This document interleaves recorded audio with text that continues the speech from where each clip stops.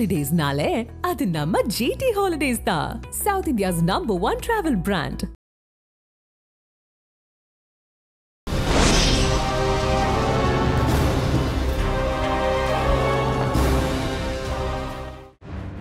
சூதாடினால் மரண தண்டனை.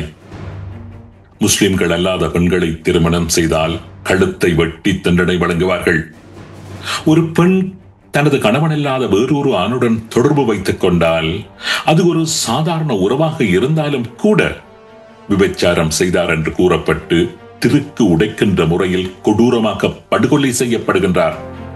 அதாவது அந்த பெண்ணின் முகத்தை சீலையினால் மூடிவிட்டு கழுத்தில் கயிற்றை கட்டி அந்த கயிற்றை ஒரு தடியில் இணைத்து அந்த தடியை கொஞ்சம் கொஞ்சமாக சுற்றி கயிற்றை இறுக்கி கொலை செய்கின்ற முறை. அந்த கிராமத்தில் வசிக்கின்ற யாருமே தொலைக்காட்சி பார்க்க முடியாது. 8 மணிக்கு பின்னர் எந்த ஆண்களும் அந்த கிராமத்தில் நடமாட முடியாது. 5 நேரம் தொழுகை செய்யாதவர்களுக்கு அந்த கிராமங்களில் வீடுகள் வழங்கப்பட மாட்டாது. வட்டிக்கு பணம் கொடுக்கின்றவர்கள் அந்த கிராமத்துக்குள்ளேயே செல்ல முடியாது. இப்படி இறுக்கமான இஸ்லாமிய ஷரியா சட்டங்கள் இலங்கையில் உள்ள சில கிராமங்களில் நடைமுறையில் இருக்கின்றது என்று யாராவது கூறினால் யாருமே நம்ப மாட்டார்கள். ஆரம்பத்தில் நாங்களும் அதனை நம்பவில்லைதான். ஆனால் நேரடி சாட்சியங்கள் சிலவற்றை கேட்டபோது அதனை நம்பாமல் இருக்கவும் முடியவில்லை. கிழக்கில் செயற்பட்டு வருகின்ற முஸ்லிம் அடிப்படைவாத குழுக்கள் பற்றியும் அந்த குழுக்கள் புரிந்த படுகொலைகள் பற்றியும் முன்னர் அந்த குழுக்களுடன் சேர்ந்து இயங்கிய சில நபர்கள் வழங்குகின்ற சாட்சியங்களைத்தான் இன்றைய உண்மையின் தரிசனம் நிகழ்ச்சியில் நீங்கள் பார்க்க இருக்கின்றீர்கள்.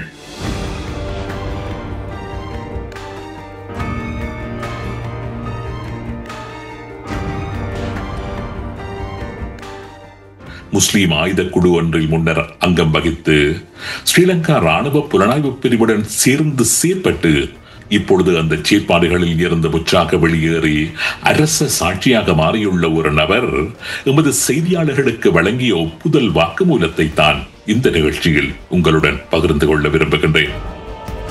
இந்த ஆயுத குழுவினால் மேற்கொள்ளப்பட்ட ஷரியா கொலைகள் பற்றிய பல விவரங்களையும் அதற்கான ஆதாரங்களையும் எமது செய்தியாளர்களிடம் வழங்கியுள்ள ஈராவூர் என்கின்ற கிராமத்தைச் சேர்ந்த அந்த நபர் மனங்களை கலங்கடிக்கக்கூடிய பல விடயங்களை தெரிவிக்கின்றார். வாருங்கள் அவர் கூறுகின்ற அதிர்ச்சிகரமான சம்பவங்களை கேட்போம். அதாவது 2002 அந்த சமாதான உடன்படிக்கை காலங்கள், புலிகள் அரசாங்கத்தோட இருந்த காலங்கள், அந்த கால பகுதியில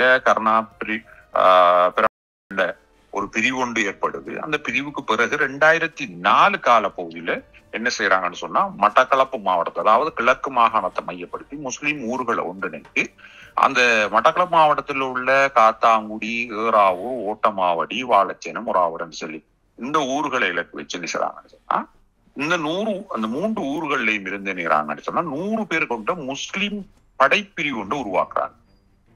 அந்த படைப்பிரிவுக்கு எப்படின்னு சொன்னா ஆக்கள் தெரிவு செய்யறாங்கன்னு சொன்னா, 90ஆம் ஆண்டு கால பகுதியில இருந்து, அதாவது அரச படையோட இணைஞ்சி வேலை செய்தவங்களும் ஆயுத குழுக்கள் அவங்களால ட்ரைனிங் கொடுக்கப்பட்டு ஆயுதங்கள் வழங்கப்பட்டு இருந்தவங்களும், அவர்களுக்கு சிலருக்கு அந்த அவங்க அமைப்பு ரீதியாகவும் ஊர்ல செயல்பட்டாங்க. அது எப்படின்னு சொன்னா, அந்த குழுக்கள் அதாவது வெளிநாட்டிலிருந்து வார நிதிகளை கொண்டு அந்த ஒரு அடிப்படைவாத சிந்தனை உள்ளாக தௌஹீத்வாதம், அதாவது மதம் ரீதியான ஒரு வேலை திட்டங்களை செய்கிறவங்களா, அதாவது பொதுப்பணிகளை செய்வாங்க, டாய்லெட் இல்லாதவங்களுக்கு டாய்லெட் கட்டி கொடுப்பாங்க, குடிநீர் வசதிகளை ஏற்படுத்தி கொடுப்பாங்க, தாய் தகப்பன் இழந்தவருக்கு கல்வி வளர்ச்சியில கல்விக்கு தேவையான உதவிகளை செய்வாங்க, வீடு இல்லாதவருக்கு வீடு கட்டி கொடுப்பாங்க.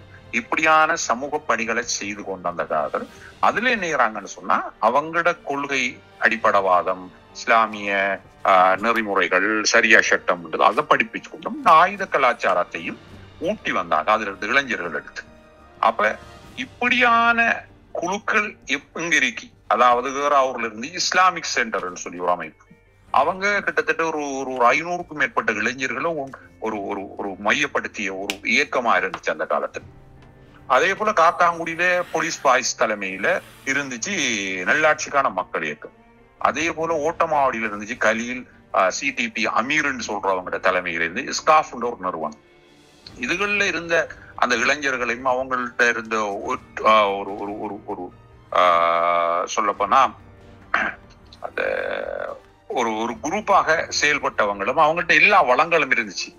ஊருக்குள்ளேயும் அவங்களோட முஸ்லிம் ஊர்கள் அவங்களுக்கு ஒரு செல்வாக்கு இருந்துச்சு. அடுத்தது ஆயுத கலாச்சாரம் உள்ளவங்க, ஆயுதங்கள் வச்சிருந்தாங்க, அடிப்படைவாத சிந்தனை உள்ளவங்க. இப்படியான ஆட்களுக்கு தான் நாங்க என்ன இந்த இந்த குழுக்களை இலக்கு வச்சு இந்த சுரேஷ் சாலி அவர் தான் அந்த கால பகுதியில கிழக்கு மாகாணத்துல ஒரு முக்கியமான புலனாய்வு கட்டமைப்புல ஒரு முக்கியமான ஒருவராக இருந்தார். அவர் ஒரு முஸ்லீம் ஜாவும் முஸ்லீம் ஆலம். இந்த கலீல் போன்ற முகமது கலீல் என்று சொல்லக்கூடியவர், அவர் 1988 எல்டிடில சேர்ந்து 90ஆம் ஆண்டு அந்த புலிகள் இந்த முஸ்லீம்களை கொலை செய்யுதுன்னு சொல்லி அந்த கால பகுதிகளில் பிரிவு வந்து 91ஆம் ஆண்டு இவர் வந்து ஆர்மியோட சேர்ந்து வேலை செய்யறாரு. அப்ப அந்த காலத்துல இருந்து அவர் விசுவாசமாக செயல்படுறதால இவர் என்ன செய்யறாருன்னு சொன்னா இவரையும் கைக்கு எடுத்துக்கொண்டு இவங்க இந்த குரூப்பை உருவாக்குறாங்க. இப்ப இந்த 3 ஊர்லயும் 3 தலைவர்களாக்கி இந்த 3 ஊரையும் எடுத்து இவங்க ஒரு இஸ்லாமிய முஸ்லிம் படையணி எந்த அளவுக்குன்னு சொன்னா இவங்களை 2004ஆம் ஆண்டு தான் உருவாக்குறாங்க. அந்த 2004ஆம் ஆண்டு உருவாக்கும் போது எப்படின்னு சொன்னா இவங்களோட ஊர்கள்ல இவங்க என்ன செய்யணும்னு சொன்னா முதலாவது இந்த ஊர்ல சரியா சட்டத்தை நடைமுறைப்படுத்துது என்று அவங்களுக்கு வேண்டிய வசதிகள் அனைத்தும் செய்து கொடுக்கப்பட்டுச்சு. எப்படின்னு சொன்னா இவங்க உதாரணத்துக்கு ஏறாவூர் எடுத்துக்கொண்டா இஸ்லாமிக் சென்டர் என்று சொல்றது ஒரு ஒரு அதாவது ஒரு சரியா சட்டத்தை நடைமுறைப்படுத்துற ஒரு குரூப்பா இருக்கு. ஒன்று சமூக சேவை அமைப்பு, இன்னொன்று ஆயுத குரூப். இவங்களோட வேலை என்னன்னு சொன்னா ஒரு பெண் கூட இவங்களால கொலை செய்யப்பட்டா ஜஸ்மீன் என்று சொல்லி ஒரு பெண் இவ விபச்சாரம் செய்தா என்று சொல்லி இவை என்ன செய்யறாங்கன்னு சொன்னா கழுத்துல கைத்த போட்டு திருக்குடைச்சி அவைய கொண்டாங்க. அதாவது கயிறு என்ன செய்வாங்கன்னு சொன்னா தன்னுடைய கழுத்துல போட்டு பின்னால் என்ன வாங்கன்னா முடிச்சிட்டு போட்டு ஒரு கம்பை வச்சு என்ன வாங்க முறுக்கி கைகாலெல்லாம் கட்டி வச்சிருவாங்க. கட்டி போட்டு அந்த கழுத்துல கைத்த போட்டு என்ன செய்வாங்கன்னு சொன்னா இறுக்கி என்ன செய்வாங்கன்னா அதாவது முகத்துல ஒரு துணி ஒண்ணு போட்டு பின்னால் அந்த அதாவது அரபு நாடுகள்ல தொங்க விடுவாங்க. இவங்க அப்படி செய்ய மாட்டாங்கன்னு சொன்னா முகத்துல ஒரு துணி ஒண்ணு போட்டு இறுக்கி கட்டி போட்டு கழுத்துல என்னவாங்க கைத்த போட்டு பின்னுக்கு ஒரு கம்பை போட்டு என்னவாங்கன்னா அப்படியே திருக்கு உடைக்கிறேன்னு சொல்லுவாங்க. அது அப்படியே முறுக்கிட்டு போகக்கூடிய அவங்க இதாகிடுவாங்க. அவ கொல்லப்படுறா எப்படின்னு சொன்னா 31ஆம் தேதி 1ஆம் மாசம் 2007 அப்துல் கரீம் ஜஸ்மீன் என்று சொல்லி அந்த பொம்பளை என்னன்னு சொன்னா அவ கணவன் இழந்திருந்தா. அவ வெளிநாட்டுக்கு பல முறை போயிட்டு வந்தவ, பிள்ளைகளை பாதுகாக்கணும்னு சொல்லி அவ பல ஆண்களோட தொடர்புல இருக்கிறதாக செய்து இவைக்கு சரியா சட்டப்படின்னு சொல்லி இவங்க இந்த மரண தண்டனை கொடுக்குறாங்க. இதுவரைக்கும் அந்த அமைப்பால அவங்களோட அமைப்பை சேர்ந்தது யாரு கைது செய்யப்படவும் இல்லை. இப்படி அது மட்டும் இல்லை, என்னன்னா சூது விளையாடுறது இஸ்லாமிய சரியா சட்டத்துக்கு முரணான விஷயம்னு சொல்லி இவங்க என்ன செய்யறாங்கன்னு சொன்னா அந்த உறுப்பினர்களை அவங்க 2 பேர் விளையாடி கொண்டிருந்தவங்க அந்த இடத்துல போய் துப்பாக்கியால் சுட்டு அதுலயும் 4 பேர் காயப்படுறாங்க. அதுல 2 பேர் ஸ்பாட்ல மௌத் ஆகுறாங்க. ஹக்கீம்னு சொல்றவர் அதுல இறக்குறாரு. அந்த சம்பவம் நடக்குது. இப்படி என்னன்னு சொன்னா இவங்களுக்கு வேண்டிய வசதிகளை செய்து கொடுக்கப்பட்டிருந்துச்சு. இந்த ஆயுதங்கள் இவங்க எந்த அளவுக்குன்னு சொன்னா நாங்க அறிஞ்சு கொண்டோம் அந்த கால பகுதியில இவங்க அந்த தாலிபான் கன்மால் மாதிரி அவங்களுக்கு ஒரு யூனிஃபார்ம் கொடுக்கப்பட்டிருந்துச்சு. அவங்க எல்லாரும் தாடி வச்சு கொள்ளணும். ஒரு அவங்க எல்லாரையும் என்னன்னா அந்த அடையாளப்படுத்துறதுக்காக ஒரு சம்பவம் நடந்துச்சு. 2007ஆம் ஆண்டு ஏறாவூர் புன்னக்கூடா வீதி போலீஸ் ஸ்டேஷன்ல இருந்து அந்த 100 பேரையும் அடையாளப்படுத்தி காட்டுறதுக்காக ஒரு ஷரியா சட்டத்துக்குரிய ஆட்கள் இவங்க ஒரு தாலிபான்கள் மாதிரி காட்டுறதுக்கு இவங்க எல்லாரும் ஜுப்பா பச்சை கலர் ஜுப்பா அடிச்சிருந்தாங்க. அவங்க அனைவரையும் 100 பேரையும் நினைஞ்சாங்கன்னா புன்னக்கூடா ரோட்ல இருந்து தலவாக்கு ஒரு ஒரு ஒரு எல்டிடியை தேடி போற மாதிரி அவங்கள ரோந்து அனுப்புனாங்க. முழு அந்த உயராவுள்ள அந்த மக்களும் பார்த்து கொண்டிருந்தாங்க. இது என்ன படையணி தாலிபான்கள் மாதிரி. அப்படி அது என்னன்னு சொன்னா அவங்களோட திட்டம் என்னன்னு சொன்னா ஒரு அடிப்படைவாத சிந்தனை. இவங்க எல்லாம் யாருமே யூனிஃபார்ம் போடுறையும் இல்லை. இவங்கள்ட்ட சட்டவிரோத ஆயுதங்கள் வேண்டிய அளவு கொடுக்கப்பட்டது. இவங்க வேண்டியவங்களை சுடலாம். ஆனா அவங்களோட நோக்கம் என்னன்னு சொன்னா அடிப்படைவாத சிந்தனை உள்ளவங்களும் ஷரியா சட்டங்களை நடைமுறைப்படுத்தக்கூடியவங்க ஆயுத குழுக்கள் இந்த முஸ்லீம் பகுதிகளுக்குள்ள இருக்காங்க என்று வெளி உலகத்துக்கு காட்டப்படணும். அந்த காலப்பகுதியில் இந்த சம்பவங்கள் நடந்த அந்த காலத்தில் நடந்த, அதாவது அந்த 3 ஊர்லயும் 60க்கும் மேற்பட்ட கொலைகள் நடந்திருக்கு 2004க்கும் 2009க்கும் இடையில. அதில் அந்த அமைப்பை சேர்ந்தார்கள் ஏறாவூர்ல மட்டும் 5 கேசுகளுக்கு நேரடியாக அந்த பாதிக்கப்பட்ட குடும்பத்தினர் விரல் நீட்டி போலீஸ்ல கம்ப்ளைண்ட் போட்டும் 5 பேருக்கு தான் அந்த கோர்ட்ஸ்ல வழக்கு நடந்துச்சு. மறுபடியும் அந்த வழக்குல இருந்து அவங்க விடுதலை ஆயிட்டாங்க, அந்த அமைப்பை சேர்ந்தார்கள். இவங்க இப்படியே போய்கொண்டிருக்கும் போதுதான் 2009 கால பகுதியில இவங்க ஒரு சம்பவம் ஒன்று நடக்குது. 2000 அதாவது சரியா சட்ட கொலைகளுக்குன்னு சொல்லி ஒரு சம்பவம் நடக்குது. கனிபா முகமது அம்ஜத் இவர் யாருன்னு சொன்னா, இவரு மட்டக்களப்பு மாவட்டத்தில் இப்ப இன்னைக்கு பேசும் பொருளா இருந்த ஒரு பிள்ளையானுடைய ஊடக பேச்சாளர் இருந்த ஆசாத் மௌலானாவுடைய மெய்ப்பாதுகாவலர் இருந்தவர். இவரு எப்படி சொன்னா, அவரு மருதமனையை சேர்ந்தவர். ஆசாத் மௌலானா சொந்த இடம் பிறந்த இடம் மருதமனை. இவரும் மருதமனையை சேர்ந்தவர். இவரோட வந்து டிஎம்பிபியில இணைஞ்சு வேலை செஞ்சாரு. அந்த கால பகுதியில இவரோட கணேசன் சொல்லி ஒருவர் டிஎம்பிபியில வேலை செஞ்சவரோட அவருக்கு இணைஞ்சு என்ன சொன்னா, அந்த கணேசன் சொல்றவர் ஏறாவூர் ஆறுமுகத்தான் குடியிருப்பை சேர்ந்தவர். அவரும் டிஎம்பிபி இருந்தவர். அவரோட வந்து போகும்போது அந்த கணேசன் சொல்றவருடைய கணபதி பிள்ளை ரசிகா என்று சொல்ற அந்த பெண் என்ன செய்யறாருன்னு சொன்னா, இவரு திருமணம் செய்யறாரு. அவருக்கு மிலூஜா என்ற ஒரு பொம்பளை பிள்ளையும் இருக்கு. இவங்க என்ன செய்யறாங்கன்னு சொன்னா, இவரு அதுக்கு பிறகு இந்த டிஎம்பிபில இருந்து ஒரு குறிப்பிட்ட காலத்தால அவர் விளைவி என்ன செய்யறாருன்னு சொன்னா, ஏறாவூர்ல இருக்கிற ஒரு மோட்டார் பைக்கிள் பழுது பார்க்கிற கடையில இவர் வேலை செய்யறாரு. இந்த வேலை செய்யும் போது இவர் என்ன செய்யறாங்கன்னு சொன்னா, அஜிவத்துன்னு சொல்லி ஒருவர், அவரு இந்த இஸ்லாமிக் சென்டர் அமைப்புல மிக முக்கியமான ஒரு உறுப்பினர். இவர் என்ன செய்யறான்னு சொன்னா, இவர் இப்படி ஒரு ஆள் வேலை செய்யறாரு. இவர் முஸ்லீமாக இருந்து கொண்டு இந்த தமிழ் ஒரு பெண்ணை திருமணம் செய்திருக்கிறாரு. ஆகவே இவருக்கு சரியா சட்டப்படி இவர் கொலை செய்யப்பட வேணும் என்று சொல்லி இவர் என்ன செய்யறாங்கன்னு சொன்னா, இவரை கொல்றதுக்காக என்னங்கிறாங்க திட்டம் தீட்டி இவரை கொண்டுட்டு போறாங்க.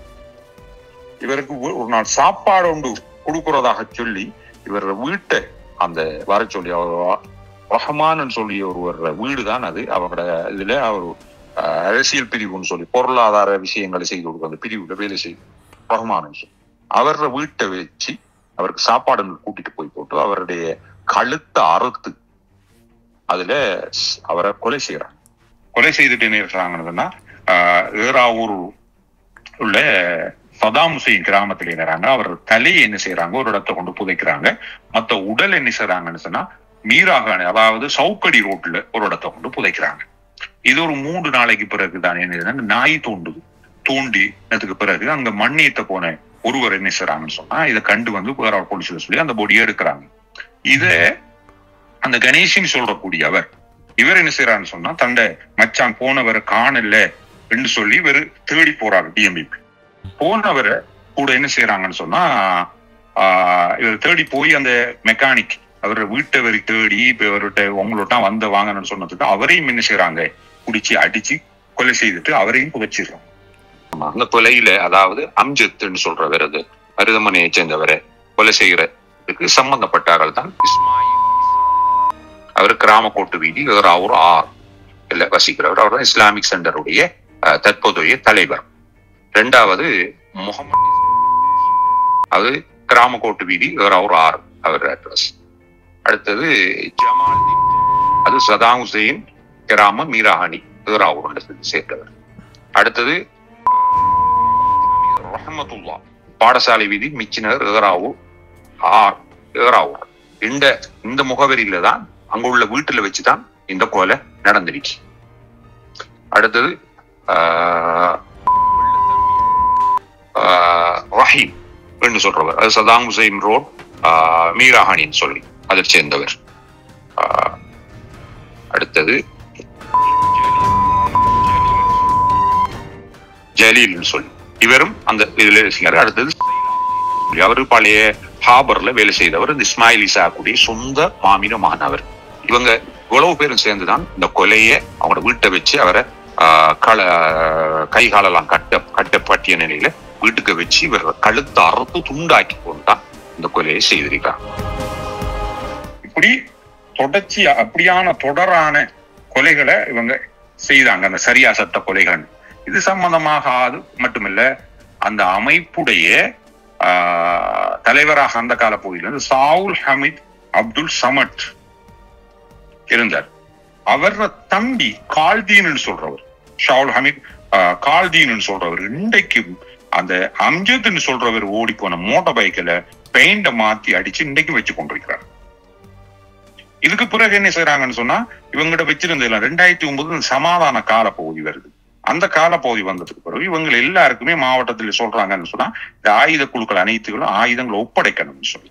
அப்ப அந்த டைம்ல இவங்க என்ன செய்யறாங்கன்னு சொன்னா, 2009 7ஆம் மாசம் 20ஆம் தேதி இந்த ஆயுதங்கள் எல்லாத்தையுமே இவங்க ஒப்படைக்காங்க.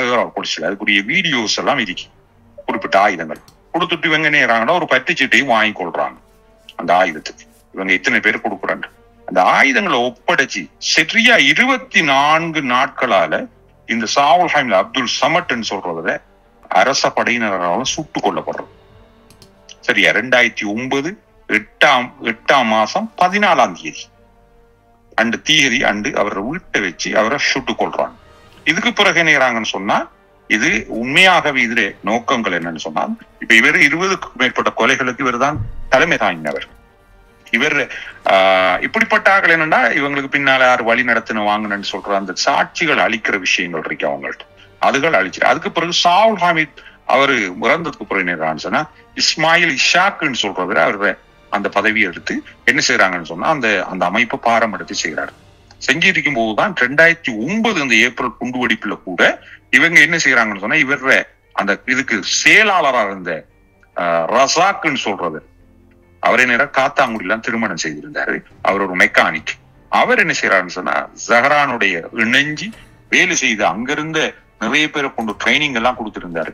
அது மட்டும் இல்ல, இவர் என்ன செய்யறாருன்னு சொன்னா, ஏப்ரல் குண்டுவெடிப்புக்கு முதல் 64 பேரை நுவரலியாக்கு அதாவது சூசைடுக்குரிய ட்ரைனிங் கொடுக்கறதுக்காக கொண்டு போனதாக குற்றஞ்சாட்டப்பட்டு கைது செய்யப்பட்டத 64 பேர் கைது செய்யப்படுறாங்க காத்தாங்குள்ள. அதுல தலைமை தாங்கி அந்த பஸ்ல இவங்களை தலைமை தாங்கி கூட்டி போனவர் அவர் தான் கைது செய்யப்பட்டு 3.5 வருஷம் சிறையில் இருந்துட்டு இப்ப போன வருஷம் தான் அவர் வெளியில வந்திருக்கிறார், இந்த அமைப்பை சேர்ந்தவர். இப்படி என்னன்னு சொன்னா, இந்த அமைப்புகளுடைய நோக்கம் இவங்க எல்லாரையுமே இந்த புலனாய்வுத்துறை வச்சு வேலை செய்துட்டு என்னன்னு சொன்னா, இந்த குண்டு வெடிப்புகள் நடக்கக்கூடிய விஷயங்கள் அனைத்துக்குமே இப்படியான விஷயங்களுக்கு பயன்படுத்துறதுக்கு தான் இவங்களை உருவாக்கி ஒரு நோக்கம். முழுக்க அந்த சுரேசாலியும் முகமது கலீல், போலீஸ் பாய்ஸ் இப்படிப்பட்டவங்க தான் இந்த அமைப்புகளை உருவாக்கி இந்த புலனாய்வுத்துறைக்குள்ள கொண்டு இப்படியான ஆட்களை உருவாக்கி கொடுத்து இவங்க ஒரு குரூப்பாக வச்சு கொண்டுதான் இந்த ஒட்டுமொத்த முஸ்லிம்களும் அநியாயம் செய்யற மாதிரியும் காட்டுறதுக்கு. இப்ப தமிழர்கள் மேல இப்ப உதாரணத்துக்கு 2008ஆம் ஆண்டு நடந்த சாந்தனுடைய படுகொலையில பார்த்தா விளங்கும். அது திட்டமிட்டு காத்தாங்குடிக்குள்ள இடம்பெற்ற ஒரு கொலை. அந்த கொலையால கிட்டத்தட்ட 10க்கும் மேற்பட்ட முஸ்லிம்கள் கொல்லப்படுறாங்க. கிட்டத்தட்ட 3 மாதம் இனக்கலவரம் உண்டாகப்படும். இவ்வாறு இந்த அனைத்து வேலைகளுக்கு காரணம் இந்த சுரைசாலி என்று சொல்றவர் தான் இந்த புலனாய்வுத்துறைக்குள்ள முஸ்லிம்களை உள்வாங்கி இந்த வேலை திட்டங்களை நடைமுறைப்படுத்துகிறார். கிழக்குல இருந்து அதிகமாக, அதாவது கிழக்குல அந்த கால பகுதியில 5க்கும் மேற்பட்ட தளபதிகள் இருந்தாங்க அந்த காலத்துல. மேஜர் மனோஜ்னு சொல்றவர் வேலை செய்தாரு, ரமேஷ் இருந்தாரு, மேஜர் பீரிஸ் இருந்தாரு. அடுத்தது இப்படி ஒரு 5 இவரை சொல்றது அன்ரூட்னு தான் சொல்லுவாங்க. முதல் சுரேசாலின்னு சொல்றது அன்ரூட், அவரை வெளிகந்தையில பொறுப்பா இருந்தவர். இவருக்கு கீழே தான் அந்த அதிகமாக நடந்த எல்டிடியிலிருந்து முஸ்லிம்கள் வேலை செய்தவங்க, பிறகு அந்த முஸ்லிம் கலவரங்கள் வந்ததுக்கு பிறகு பிரிஞ்சு வந்த ஆக்கள் எல்லாரையுமே ஒரு டீம் ஒர்க்காக எடுத்து இன்டெலிஜென்ட்குள்ள போட்டது அவர் தான். அந்த கால பகுதியிலிருந்து அவர் தான் வேலை செய்து வந்தார். ஒரு படை பிரிவாக வச்சு வேலை செய்தது. அதாவது என்னன்னு சொன்னா, தமிழ் மொழி பயிற்பிக்கப்பட்டு 5000 சிங்கள படையினருக்குள்ள இருந்து அவங்கள தெரிவு செய்து நினைஞ்சிருக்காங்கன்னு சொன்னா, அவங்களுக்கு தமிழ் மொழி தனியே தமிழ் படிப்பிக்கப்பட்டு வடகிழக்குல அவங்க தனி ஒரு யூனிட்டாகத்தான் அவங்களோட புலனாய்வுத்துறையில இணைக்கப்பட்டிருக்காங்க. அந்த யூனிட்டுக்கு பொறுப்பே சுரேசாலி தான். அவங்களோட வேலைன்னு சொன்னா அவங்களோட அஜெண்டாவை மட்டும்தான் நிறைவேற்றுறது. அப்படி ஒரு யூனிட் அது சம்பந்தமான இங்குவாரி தனியே சிஐடியால ஆரம்பிக்கப்பட்டிருக்காங்க. அடுத்தது அவங்கதான் இன்றைக்கு நடக்கிற ஒவ்வொரு சம்பவத்துக்கும் நாசகார செயல்கள் என்னண்டா சிலர் நினைஞ்சிருக்காங்கன்னு சொன்னா ஆமி சம்பளம் கொடுத்துருக்காங்க, சிலருக்கு ஆமி இல்லாம வேற வேற துறைகளுக்குள்ள போட்டும் அவங்களுக்கு சம்பளம் போயிட்டு இருக்காங்க. அவங்க எல்லாமே அண்டர்வெல்ட் சில ரகசிய வேலை திட்டங்களுக்கு பயன்படுத்தப்பட்டாங்க. கூடுதலாக என்னன்னு சொன்னா அந்த கட்டார்ல இருந்து சவுதியில இருந்து என்ன சொன்னா சில தொண்டு நிறுவனங்களையும் சில தனிப்பட்ட அரபிகள்கிட்டையும் என்னன்னு சொன்னா இந்த வரைக்கும் அது நடந்து கொண்டுதான் இருக்கு. அதாவது அந்த நிறுவனங்கள்ட்ட இருந்தா ஒரு ப்ராஜெக்ட் எழுதி காட்டுறவங்க அப்ப அவங்களுக்கு தெரியாது உண்மையாகவே இந்த விஷயங்கள் சென்றடைகிறது. உதாரணத்துக்கு இங்க நடக்கிற பெரிய ஒரு மோசடி என்னன்னு சொன்னா இப்ப எந்த அளவுக்கு அந்த இஸ்லாமிக் சென்டர்ன்னு சொல்றது இப்ப எப்படி இருக்குன்னா நேயம் என்று சொல்லி பேரை மாத்தி கொண்டுதான் அதுல பேரை மாத்தி அதை என்ன செஞ்சிருக்காங்கன்னா நேயம் வீட்டு திட்டம் என்று சொல்லி ஒரு 25 வீடு கட்டி கொடுத்திருக்காங்க. இப்ப அவங்க விரிவாக்கம் அடைஞ்சு 5 பள்ளிவாசல்கள் தனக்கிட்டு கட்டிருக்கிறாங்க. 500 இருந்தது 1000 பேர்கிட்ட மெம்பர்களை ஒன்று சேர்த்திருக்காங்க. இவ்வாறு சில இளைஞர்களை பிரைம்போஸ் பண்ணி மார்க்கத்தின் பேரால பிரைம்போஸ் பண்ணி அங்கிருந்து பணங்கள் வரவுது எப்படி செய்வாங்கன்னு சொன்னா அடி கிணறு டாய்லெட் கட்டி கொடுக்கறது, கிணறு குடிநீர் வசதி ஏற்படுத்தி கொடுக்குறேன்னு சொல்லி கிணறு அடிக்கிறது. உதாரணத்துக்கு என்ன செய்யறாங்கன்னா இலங்கையில ஒரு மலையகத்துல ஒரு கிணறு அடித்து கொடுக்கணும்னு சொன்னா கிட்டத்தட்ட 3 லட்சத்துல இருந்து 8 லட்சம் ரூபாய் வரைக்கும் போகுதான். அதே காசத்தான் மட்டக்களப்புல அடிக்கணும்னா ஒரு 15,000 ரூபாய்க்குள்ள அடிக்கணும். இவங்க என்ன செய்யறாங்கன்னு சொன்னா அவங்க மலையகத்துக்குரிய கணக்கத்தான் கொடுப்பாங்க. இங்க என்ன செய்வாங்க இந்த வேலையெல்லாம் செய்துட்டு இந்த இப்படி வார பணங்கள்ல என்னறாங்க ஆயுதங்கள் வாங்குறது ஏனைய வேலைகளுக்கு பயன்படுத்துறதுக்கெல்லாம் அந்த காசை பயன்படுத்துறாங்க. இன்றைக்கும் ஏறாவூர்ல போய் பார்த்தா நேயம் வீட்டு திட்டத்துக்குள்ள கட்டார் வீட்டு திட்டம்னு சொல்லி பேர்களை வச்சு செய்து கொடுக்குறாங்க. இந்த வரைக்கும் கிணறு கொடுக்குறாங்க வாங்குற எல்லாம் செய்துட்டு நேராங்களா சரியா சட்டம் 8 மணிக்கு பிறகு எந்த ஆணும் அந்த வீட்டு திட்டத்துக்குள்ள போக இயலாது. அண்டனா வச்சு வீடு அதாவது டிவி வாக்க இயலாது. தொழுகை 5 தொழுகை தொழாதவங்களுக்கு அந்த வீடு இல்லை. இப்படி அந்த சட்டங்கள் போட்டுத்தான் அடுத்தது போகும்போது நுழைவாயிலே வட்டி ஹராமாக்கப்பட்டுள்ளது. வட்டி நிறுவனங்கள் இந்த கிராமத்தில் உள்நுழைய கூடாதுன்னு போட்டை போட்டிருக்காங்க. அந்த போட்டெல்லாம் நான் அனுப்புறேன் போட்டோவில். அந்த கிராமங்களை கொண்டு வந்துட்டாங்க. இப்ப கூடுதலாக ஒரு சதாம் ஹுசைன் கிராமம் என்று சொல்றது இவருடைய கொண்ட்ரோல்லாம் இருக்கு. இந்த வரைக்கும் அவங்க வளர்ச்சி அடைஞ்சிட்டு போறாங்க. இவங்களை என்ன பிரச்சனைன்னு சொன்னா இந்த உற்பத்தி இவங்களோட வேலை என்னன்னு சொன்னா இவங்க அரசாங்கத்துக்கு தேவையான இந்த புலனாய்த்துறைக்கு தேவையான காலத்துக்கு காலம் தேவையான விஷயங்களை செஞ்சு கொடுப்பாங்க. தேவையான ஆக்களை உற்பத்தி மாதிரி வாங்க பேசி கதைச்சு அவங்கள ஒரு பிரைம்போஸ் பண்ணி கொடுத்துருவாங்க. அவங்களோட வேலை திட்டங்களை செஞ்சுட்டே போவாங்க. அதனால இந்த தலைவர்கள் இன்னும் பாதுகாக்கப்பட்டு கொண்டுதான் இருக்கிறாங்க. செயல்பாட்டுத்தன்மையோட இருக்கிறாங்க. 3 ஊர்லயும் அதே பாணியில அவங்க போய்கொண்டுதான் இருக்கிறாங்க. ஏறாவூர் மிகப்பெரிய ஒரு வளர்ச்சி. வேறாவூர்ல அண்மையில கூட ஒரு இளைஞரை கொண்டு போய் இது பண்ண எடுத்து அவங்களோட தாய் தகப்பன் நினைக்கிறாங்கன்னு சொன்னா இவற்றிலிருந்து மீட்டெடுத்ததுக்கு இந்த இவரை டிஃபெண்டர் வாகனத்துல கொண்டு வச்சு அடின்னு அடிச்சு அவனுடைய சாட்சா ஒருவரையும் கொண்டு வச்சு அடிச்சுதான் நினைஞ்சிருக்காங்க. இந்த விஷயங்கள் வெளியில சொல்லப்படான்னு சொல்லிட்டு அவர் ஊரை விட்டு கூட ஓடி இருக்காரு. இப்படியான வேலைகளை செய்யறாங்க. ஏன்னா அறிஞ்சு அவங்களுக்குள்ள போனா அதுல இருந்து மீள்றது கஷ்டம், விட மாட்டான்.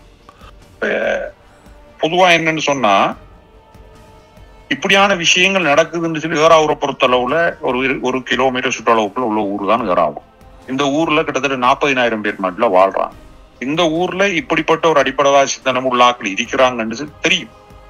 தெரிஞ்சாலும் சமூகத்துல நடக்கிற இந்த பிரச்சனையில வெளியில போனா அது வேற வடிவம் கொடுத்துரும் பிரச்சனைன்னு சொல்லி நிறைய பேர் இதை மூடி மறைக்க வலிக்கிறாங்க.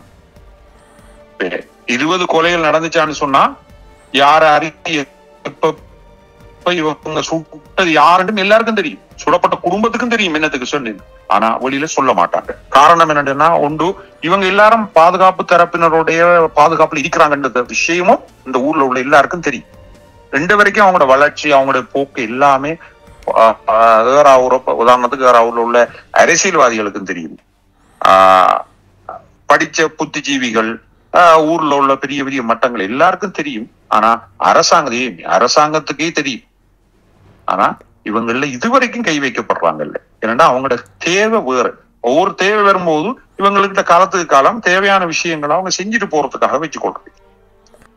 அரசாங்கம் நடவடிக்கை எடுக்கணும்னு சொல்லிதான் நாங்க எதிர்பார்க்கிறோம். அரசாங்கம் நடவடிக்கை எடுக்குது இல்லை என்று சொன்னா இன்னும் அது வளர்ச்சி அடைஞ்சு கொண்டுதான் போகுது. இந்த கலாச்சாரம் ஆயுதங்கள் சில இளைஞர்களை கொண்டு வச்சு இன்னும் ஆயுத பயிற்சிகள் நடந்த ஒரு மறைமுகமாக இடம்பெற்று கொண்டுதான் இருக்கு. அதை நிறுத்துறதுக்கு இல்லைன்னா அவங்களுக்கு பணங்கள் அங்கிருந்து பல லட்சக்கணக்கான ரூபாக்கள் பணங்கள் வருது. அந்த பணத்துக்குரிய வேலை திட்டங்களை செய்து கொண்டுதான் இருக்கிறாங்க. சிலர் நன்கொடையாக ஏழைகளுக்கு கொடுக்கணும்னு கொடுக்குறாங்க. சிலர் என்னங்கிறாங்கன்னு சொன்னா இந்த அடிப்படைவாதத்தை ஊக்குவிக்கிறதுக்கும் கொடுக்குறாங்க, தன்னோட கொள்கையை பரப்புறதுக்கு. உதாரணத்துக்கு என்னன்னு சொன்னா, இவங்க ஒரு பள்ளியை கட்டுனாங்கன்னு சொன்னா அந்த பள்ளி வாசல்ல இன்னொரு வேலை செய்யறாங்கன்னு சொன்னா அவங்களோட கொள்கை சார்ந்த மத ரீதியான மதர்சாக்களை உருவாக்குறாங்க. அந்த கொள்கைக்குள்ள உள்ளதாக அந்த மதர்சாக்கள் என்ன செய்யறாங்கன்னு சொன்னா மார்க்க கல்வியை படிச்சு கொடுத்து அவங்களோட சிந்தனையை மட்டும்தான் ஊட்டப்படுது. இப்ப தாலிபான் போன்ற நாடுகள்ல போய் ஆப்கானிஸ்தான் எல்லாம் இந்த நிலவரங்களா இருந்துச்சு. மதரசாக்களை கொண்டு வச்சு ஆயுதமும் ஜிஹாத் கொள்கையும் இதுதான் செய்யணும், இப்படித்தான் இஸ்லாத்துல சொல்லப்பட்டிருக்குன்னு சொல்லி சின்ன வயசுல இருந்து அங்க 10-12 வயசுல இருந்து அந்த மதரசாவில சேர்க்க வலிக்கிட்டுவாங்க. அந்த வயசுல என்ன செய்யறாங்கன்னு சொன்னா இந்த விஷயங்களை மட்டும்தான் ஊட்டுறாங்க. ஊட்டி எண்ணிறாங்கன்னு சொன்னா அவங்க ஒரு குறிப்பிட்ட வயசு ஒரு 5-10 வருஷம் ஆகணும்னு அவங்கள்ட்ட என்ன சொன்னா இந்த சிந்தனை மட்டும்தான் இருக்கும். இது இஸ்லாம்டா இதுதான். இப்ப இஸ்லாம்னு சொல்றது அவங்க அந்த சிலபஸ்ல படித்து கொடுக்கறது மட்டும்தான் அவங்களுக்கு அது விளங்கும். இப்ப நாட்டுல என்ன பிரச்சனைடா, இலங்கையை பொறுத்தளவுல கல்வி என்று சொல்றது, மார்க்க கல்வின்னு சொல்றது ஒவ்வொரு மதரசாவும் அவங்கவுங்க விரும்பினதான் படிச்சு கொடுக்குறாரு. இன்னும் அது ஒரு சிலபஸுக்குள்ள வரல. அதை மாத்துறதுக்கும் இந்த இலங்கையில் உள்ள முஸ்லிம்கள் தயாராகவும் இல்லை. இந்த பிரச்சனை என்ன சொன்னா சில குறிப்பிட்ட இதுகள் அவங்க கொள்கை சார்ந்து, இப்ப அவங்க சுன்னத்துல் ஜமாத்துன்னு சொல்றாங்க, தௌஹீத்னு சொல்றாங்க, ஜமாத் இஸ்லாமிக்னு சொல்ற ஒவ்வொரு ஆட்களுமே அந்த கொள்கை சார்ந்த மதரசா உருவாக்கி அங்க 100 பிள்ளைகள வரும்போது என்னறாங்கடா 100 பேர் உருவாக்குறாங்க. அது 100 குடும்பமா மாறும். இப்படி அந்த கொள்கையில பரப்புறாங்க. அதுக்கு என்னறாங்க வெளிநாடுகள்ல அந்த கொள்கைகளை பரப்புறதுக்கு என்னறாங்க ஃபண்ட் பண்றாங்க. இலங்கையின் கிழக்கு மாகாணத்தின் இன்றைய நிலையை எடுத்து காண்பிக்கின்ற ஒரு தகவல் தான் இன்று நாம் பார்த்த அந்த நபரின் வாக்குமூலம். இலங்கையின் மக்கள் இன்று எதிர்கொள்கின்ற ஒரு மிகப்பெரிய ஆபத்தின் அறிகுறி ஈஸ்டர் குண்டு தாக்குதல் போன்ற மற்றொரு அனர்த்தம் இலங்கையில் நடப்பதற்கு முன்னர் இந்த அரசாங்கம் இந்த விடயத்தில் நடவடிக்கை எடுக்க வேண்டும் என்று இந்த நிகழ்ச்சியினூடாக நாம் கோரி நிற்கின்றோம். நன்றி, வணக்கம்.